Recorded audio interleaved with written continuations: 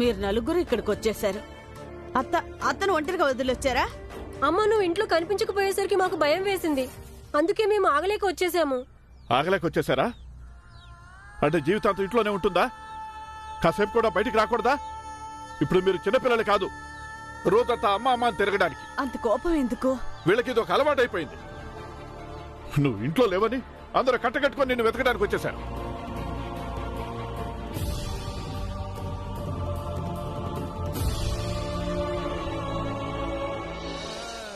నాన్న, దయచేసి నన్ను క్షమించు నాన్న. ఎందుకంటే అమ్మ మన తలనొప్పితో కళ్ళు తిరిగి పడిపోయిందిగా. ఇంకా ఇప్పుడు కూడా అమ్మ చాలాసేపటి నుంచి ఇంట్లో లేదంట. అందుకే నాకు భయమేసింది, మళ్ళీ అమ్మ ఆరోగ్యం చెడిపోయిందేమోనని. అందుకే మేము వచ్చాము. చూడు భీమ్, ఎంత ఆలస్యమైనా సరే మీ అమ్మ ఇంట్లో నుంచి బయటికి వెళ్తే తిరిగి వచ్చేదాకా ఎదురు చూడాలి. సంస్కారం అనేది ఒకటి ఉంటుంది తెలుసా? సర్లే, చాలే, ఆపండి. పదండి. చాలు, ఇంక మీరు ఆపండి. ఏంటి ఆపేది? ఇంకా చాలా ఆపండి. సరే, తప్పైపోయిందిలే, కానీ చిన్నపిల్లలు కదా వీళ్ళు. మంచి అలవాట్లు ఇప్పటి నుంచే నేర్చుకోవాలి. సరే సరే, నేర్చుకుంటారులేండి. పదండి, ఇంటికెళ్దాం. పదండి.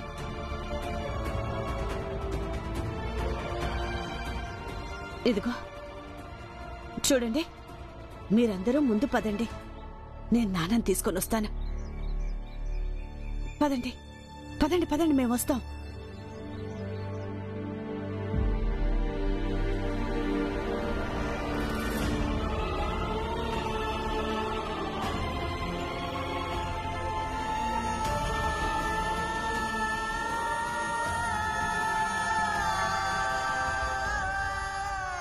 ఈ మాత్రం చాలు.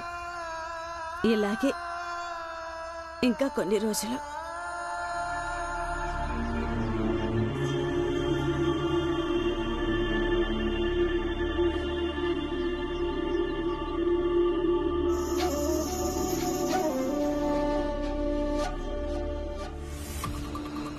ఏదో ఉంది, అది వీళ్ళిద్దరూ దాస్తున్నారు. స్వామి, రామ్జీ ఇంకా భీమాబాయి వైద్యురాల దగ్గరికి వెళ్లారు. ఇంకా ఇద్దరు బయటికి తిరిగి వచ్చేటప్పుడు చాలా విచారంగా ఉన్నారు. ఏమైందో ఏమో అర్థం కాలేదు. అసలు విషయం ఏంటా అని. ఇక్కడికి వచ్చే ముందు నేను వైద్యురాల దగ్గరకు కూడా వెళ్ళాను, అసలు విషయం ఏంటో తెలుసుకుందామని. కానీ ఆమె కూడా ఏం చెప్పలేదు స్వామి. కానీ ఏదో విషయం ఉంది, అందుకే ఆ వైద్యురాలు చెప్పలేదు. ఇంతకీ విషయం ఏమై ఉంటుంది?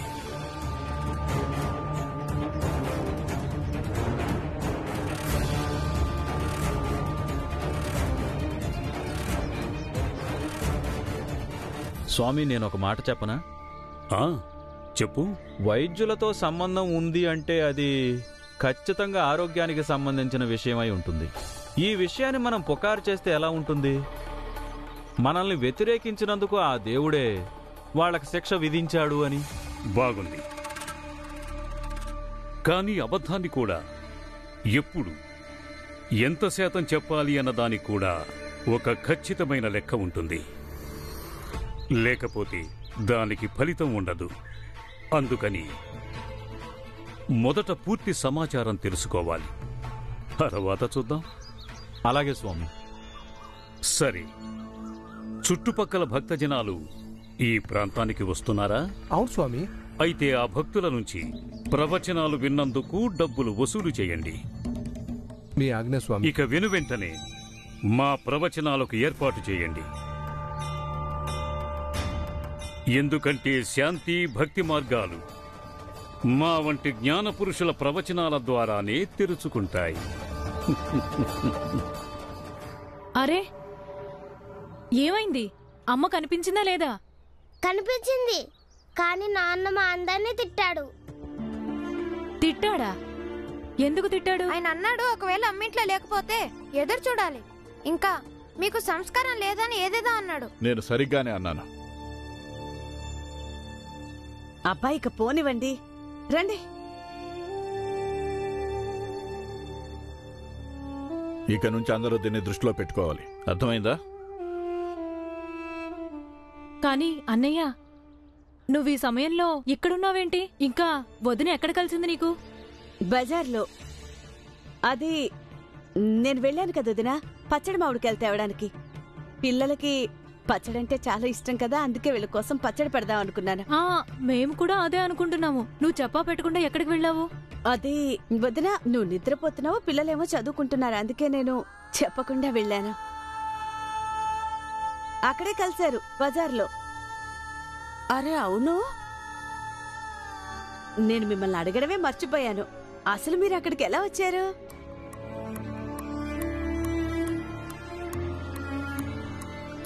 చెప్పండి.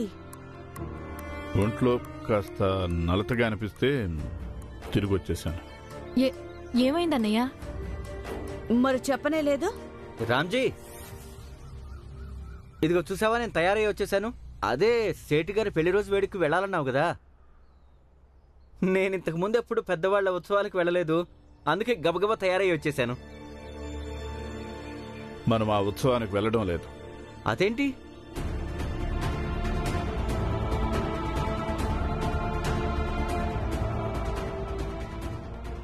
కానీ పురంజన్, ఏం ఉత్సవం? వదినమ్మా, రామ్జీ నీకేం చెప్పలేదా? అదే రామ్జీ వాళ్ళ సేటు గారిది ఈరోజు పెళ్లి రోజంట. అందుకే ఆ వేడుక్కి కుటుంబ సభ్యులందరినీ రమ్మన్నారు. మేమందరం తప్పకుండా వస్తామని రామ్జీ సేటుకి చెప్పాడు. అలాగే రామ్జీ నాతో చెప్పాడు, నీకోసం కొత్త చీర కూడా తీసుకొస్తాను అన్నాడు. మరిప్పుడు ఎందుకు ఇలా అంటున్నాడో నాకేం అర్థం కావట్లేదు. అమ్మా, పిలిచినప్పుడు వెళ్ళడానికి ఇబ్బంది ఏంటి? వెళ్దామమ్మా, నువ్వు వెళ్ళి నాన్న నొప్పించు. అవునమ్మా, చాలా సరదాగా ఉంటుంది. అమ్మా, నాన్న నొప్పించు. అమ్మా, నాన్నెందుకు అలా చేస్తున్నాడు? వదినా, నువ్వు వెళ్ళి అన్నయ్యతో మాట్లాడు. మీరందరూ వెళ్ళిరండి, నేను కాసేపు ఒంటరిగా ఉంటానులే. నేను అనుకోవడం, నాన్న చెప్తున్నారుగా ఆయనకి కొంచెం ఒంట్లో బాగోలేదని. ఆ కారణంగానే అలా చిరాగ్గా ఉండుంటారు పాపం. సరే, నేను మాట్లాడతానులే ఆయనతో. నీ చేతికేమైంది బాలా? ఇదా, బ్యాండ్ మేళం వాయించేటప్పుడు దెబ్బ తగిలింది. చిన్నదే, తగ్గిపోతుంది.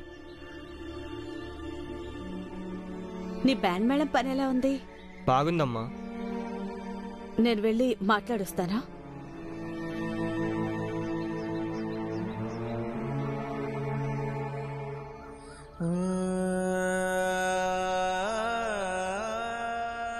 ఎందుకు వెళ్ళనంటున్నారు ఉత్సవానికి? వెళ్దాం, అందరం వెళ్దాం. చెప్పానుగా, మనం ఏ ఉత్సవానికి వెళ్ళడం లేదు. ఇక వదిలే.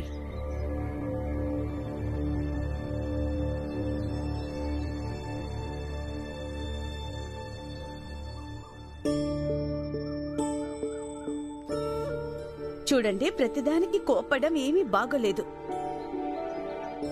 మీ మగవాళ్ళందరికీ చాలా చెడ్డ అలవాటు ఉంది. మీరు అనుకుంటారు పెళ్ళాల్ని కోప్పడి నోరు మూయించొచ్చని, కానీ నేను నోరు మూసుకునే రకం కాదు.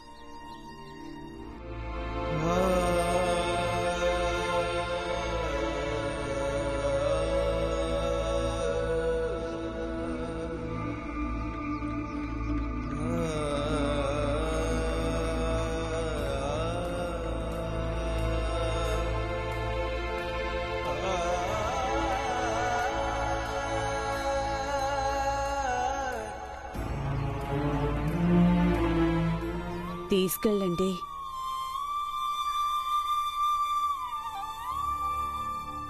నా కోసం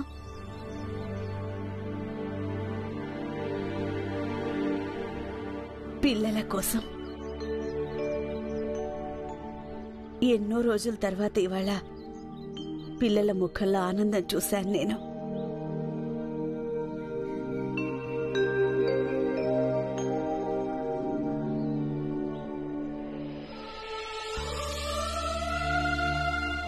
ఇప్పుడు నాకు మిగిలిన సమయం అంతా మీతో ఉండాలని కోరుకుంటున్నాను. నేను సంతోషంగా ఉండాలనుకుంటున్నాను. మిమ్మల్ని సంతోషంగా ఉంచాలనుకుంటున్నాను. ఆ తర్వాత వీలైనంత ఎక్కువ సంతోషాలు తీసుకొని ఇక్కడి నుంచి.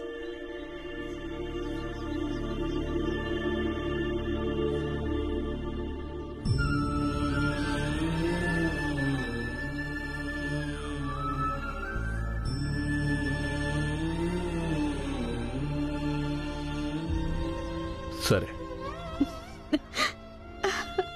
వెళ్దాం. తప్పకుండా వెళ్దాం.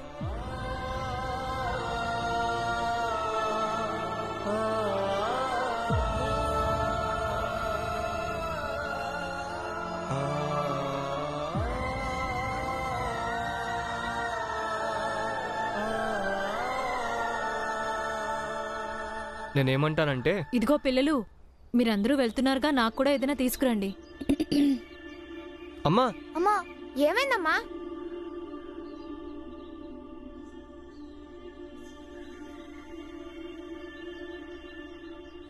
సరే, అందరూ తయారవ్వండి, ఎందుకంటే నాన్న ఒప్పుకున్నారు. అంటే మనం వెళ్తున్నామా?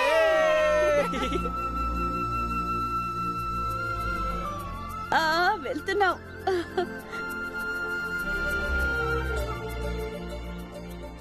భీమా,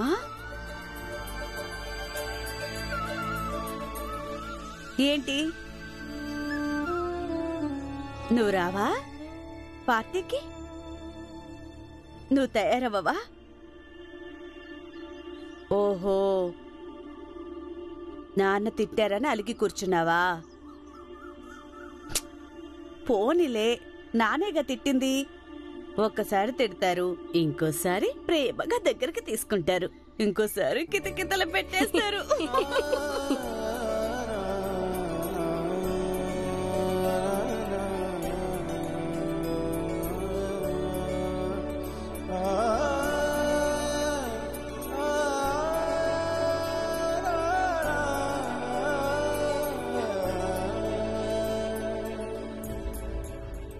తెలియదు భీమాబాయ్, నువ్వు లేకపోతే పేదరికం మరియు నిస్సహాయత నీడలో పెరుగుతున్న ఈ కుటుంబంలో నీలాగా వెతికి సంతోషాలను ఎవరు తీసుకొస్తారు? నువ్వు పోయిన తర్వాత కుటుంబం అంతా ఇలా కలిసిమెలిసి ఉంటారో లేదో.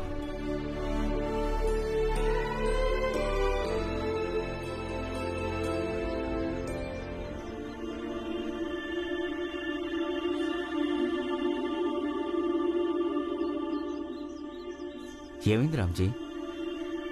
ఎందుకంత దిగులుగా ఉన్నావు?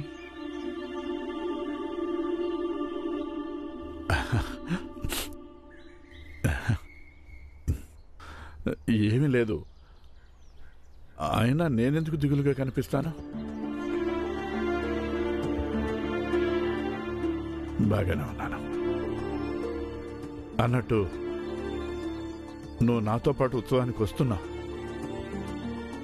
సంతోషంగా ఉంది. ఎంతైనా నువ్వు కూడా నా కుటుంబ సభ్యుల్లో ఒకడివి. అయితే నువ్వు నిజంగా నేను నీ కుటుంబంలో సభ్యుడినే అనుకుంటున్నావా? ఎందుకు అనుకోను? నా ప్రాణ స్నేహితుడివి. అయితే అసలు విషయం ఏంటో చెప్పు రామ్జీ. వైద్యురాలు వదిన అనారోగ్యం గురించి ఏమన్నా చెప్పిందా రామ్జీ?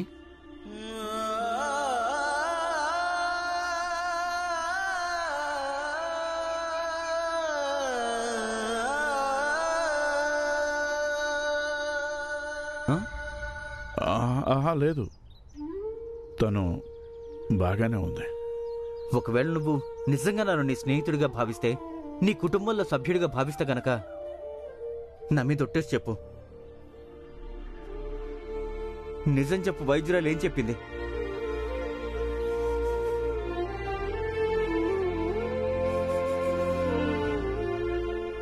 భీమాబాయ్ ఇంకా ఎక్కువ రోజులు బతకదు.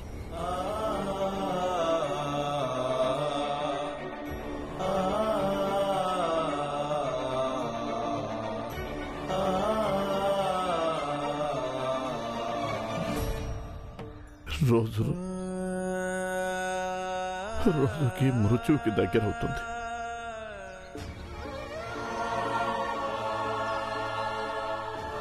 పురంజన్,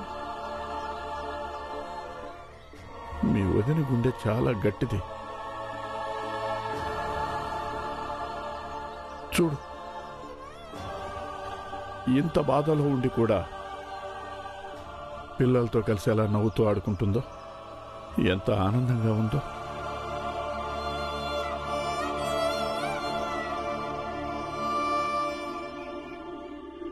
కానీ నేను బలహీనుడైపోయాను. నాలో భీమాబాయికి ఉన్నంత ధైర్యం లేదు.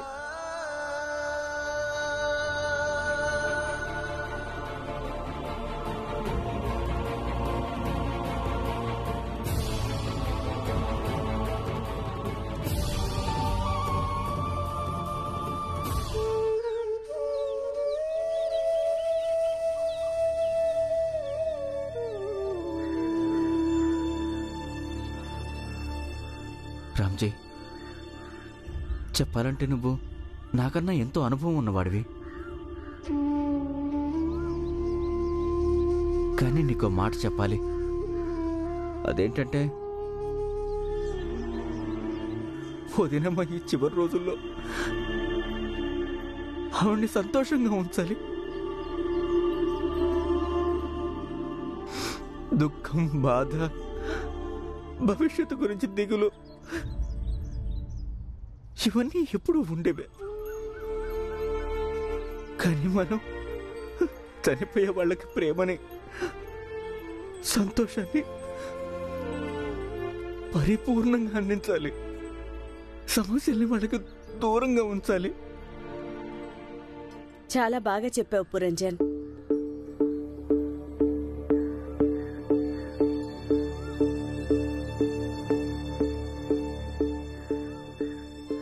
నేను అప్పటి నుంచి అది చెప్పడానికి ప్రయత్నిస్తున్నాను. అర్థమే చేసుకోవడం లేదు. ఈయనకి నచ్చ చెప్పి మంచి పని చేసావు. కనీసం ఇప్పుడైనా అర్థం చేసుకుంటారేమో. మీరు సంతోషంగా ఉంటే నాకు కూడా సంతోషంగా ఉంటుందిగా. పిల్లలందరికీ చెప్పేశాను నేను సేటు గారింటికి వెళ్తున్నామని. వెళ్ళండి, వెళ్ళి తయారవ్వండి.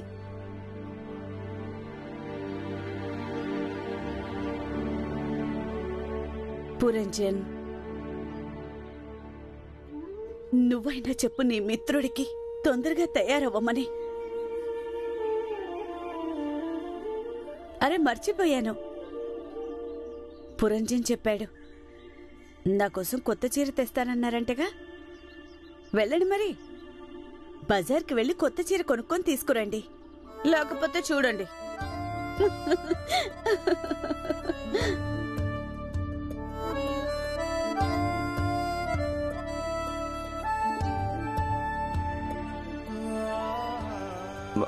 అవును రామ్జీ, వెళ్దాం పద. మనం వెళ్ళి చీర కొనుక్కొద్దాం. పద పద.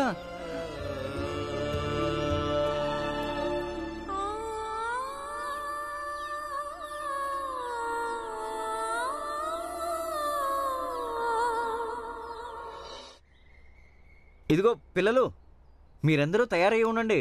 మేమిద్దరం బజార్ వెళ్ళి వస్తాం. ఆ తర్వాత మనం సేటు గారింటికి వేడుక్కి వెళ్దాం, సరేనా? సంతోషమా? పదరాంజీ.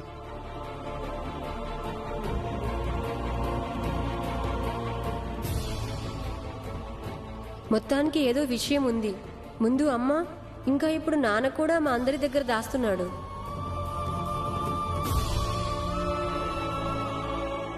సేట్ గారు, శుభాకాంక్షలు. ధన్యవాదాలు. నీకు ప్రత్యేకంగా ధన్యవాదాలు. కేవలం నువ్వు చెప్పడం వల్లే ఇన్ని సంవత్సరాల తర్వాత జీవితంలో మొదటిసారిగా ఇవాళ మా పెళ్లి రోజు జరుపుకుంటున్నాం. మీకు చాలా చాలా శుభాకాంక్షలండి. మేం తప్పకుండా బహుమానం తెచ్చేవాళ్ళం. కానీ మేము అంటుకున్న దాన్ని మీరు తీసుకోరు కదా, అందుకే తీసుకురాలేదు. కానీ మా కుటుంబం అందరి తరపున కోరుకుంటున్నాము మీరెప్పుడు సంతోషంగా ఉండాలని, మీ జంట ఎప్పుడూ కలిసి ఉండాలని. ఏం చెప్పారు? మీ ఆయన రామ్జీనే మా ఆయనకి కనువిప్పు కలిగించారంట. భార్య, పిల్లలు, కుటుంబం విలువేంటో చెప్పి. అందుకని నేను కూడా మీకోసం దేవుణ్ణి కోరుకుంటాను. మీరు కూడా మీ భర్తతో పాటు మీ కుటుంబంతో ఎప్పుడూ సంతోషంగా ఉండాలని.